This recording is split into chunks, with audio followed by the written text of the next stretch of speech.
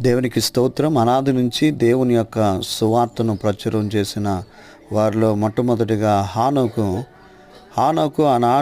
ఆనాడు ఉన్నటువంటి ప్రజలకు ఆయన సువార్తను అందించినట్లుగా దేవుని వాక్యంలో మనం చూస్తాం. నోవహు ఇంటి వారికి సువార్తను అందించి వారిని బలపరిచి ఇతరులకు కూడా ఆయన సువార్తను అందించినట్లుగా మనం చూస్తాం. అబ్రహాము అన్ని జనుల నుంచి రక్షించబడి మరి అన్యులకు సువార్త చెప్పినట్లుగా మనం ఆదికాండంలో చూస్తాం. మోషే దేవుని యొక్క క్రియలను ఫరో ఎదుట ప్రదర్శించినట్లుగా మనం చూస్తాం.